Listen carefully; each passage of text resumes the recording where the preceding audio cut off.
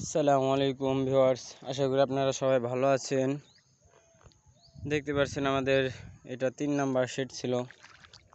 3 number যেই নতুন বাগানটা কি পরিমাণ পানি হয়েছে দেখতে পাচ্ছেন আপনারা। আঙুর গাছের জন্য সবচেয়ে ক্ষতিকারক জিনিস হলো পানি।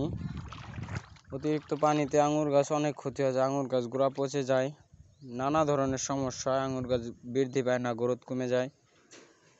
দেখতে পাচ্ছেন কি অবস্থা, 3 দিনের বৃষ্টিতে আমাদের ফুল শেড সহ আমাদের পানি প্রায় গিরা সমান পানি হয়ে গেছে। দেখতে পাচ্ছেন কি অবস্থা। এর জন্য আপনারা আঙুর বাগান করলে পরে আপনারা আঙুর বাগানের জন্য মূলত পানি বের হওয়ার কোনো প্রসেসিং না রেখে আঙুর বাগানের উদ্যোগটা নেবেন না, নাহলে ক্ষতির সম্মুখীনে পড়তে পারেন।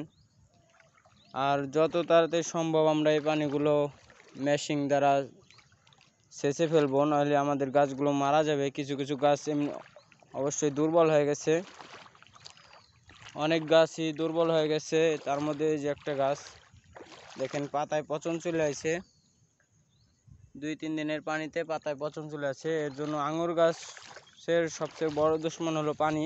অতিরিক্ত পানিতে আঙুর গাছে প্রচুর ক্ষতি করে। আপনারা দোয়া করবেন যাতে আমাদের গাছগুলো সুস্থভাবে থাকে, পানিগুলো আমরা দ্রুতই সরাই দিতে পারি, আমাদের বাগানটা যেন নষ্ট না হয়ে যায়। আপনাদের কাছে দোয়ার দরখাস্ত রইল। আল্লাহ হাফেজ গাইস, সালামু আলাইকুম।